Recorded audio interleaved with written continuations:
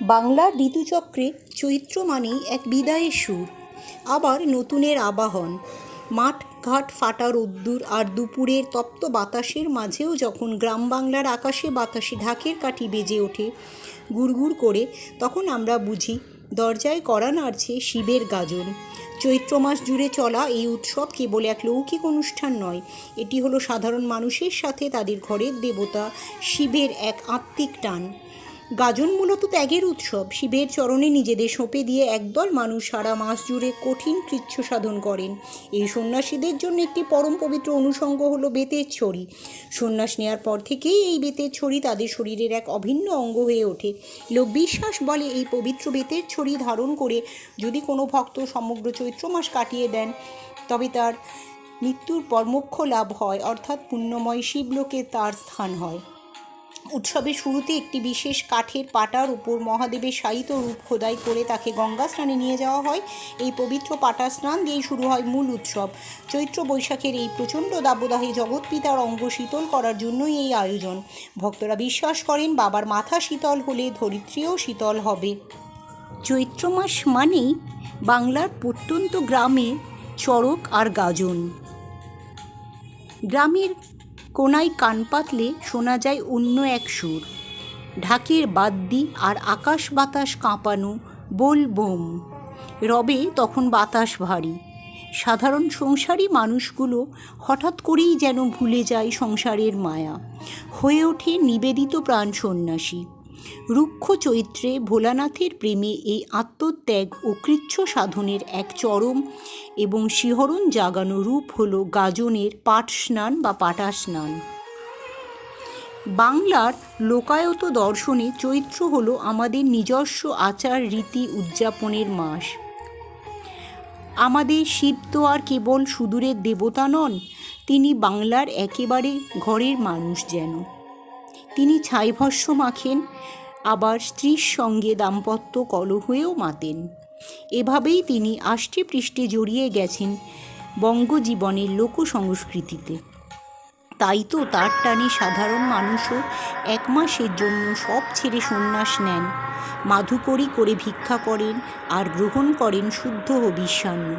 ভোলানাথের নামেই তাদের এই আশ্চর্য কৃচ্ছ সাধন। চৈত্র সংক্রান্তির অর্থাৎ চৈত্র মাসের শেষ দিনে শিব পুজোর প্রায় সপ্তাহখানেক আগে থেকেই শুরু হয় এই আধ্যাত্মিক উন্মাদনা।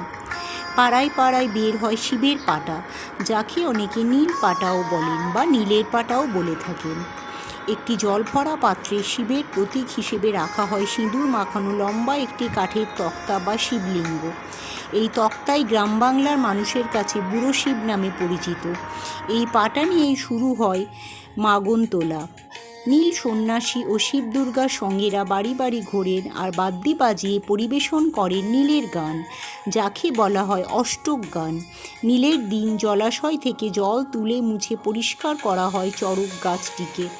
কিন্তু এই গোটা পর্বে সবচেয়ে রোমহর্ষক এবং পবিত্রতম আচার হলো পাটা স্নান।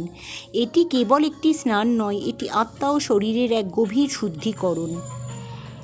একজন গাজনের ভক্ত নিজেকে সম্পূর্ণ সমর্পণ করে শুয়ে থাকেন একটি কাঠের পাটাতনের উপর। তার চোখ বন্ধ থাকে, ঠোঁটে অবিরাম জপ করে চলে মহাদেবের নাম।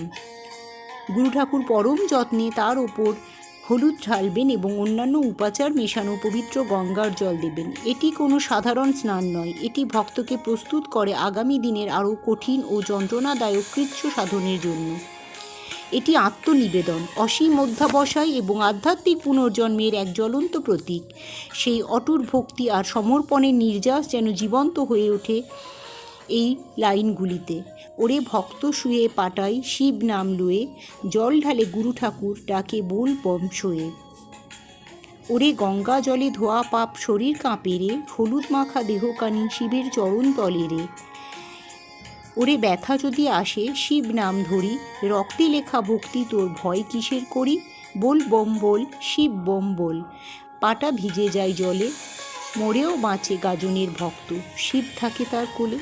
গ্রাম বাংলার এই রুক্ষ মাটিতেও মিশে আছে এমনই এক অদ্ভুত মায়া।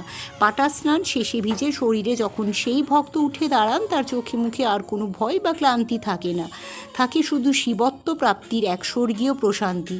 গাজনের এই পাটা স্নান তাই শুধু একটি আচার নয়, এটি বাঙালির আত্মিক শক্তি এবং শিবানুরাগের এক অবিস্মরণীয় আখ্যান। ভোলেনাথ শিবের আশীর্বাদে সমস্ত ভক্তের কল্যাণ হোক, এই প্রার্থনা করি। হর হর মহাদেব। ওম নমঃ শিবায়।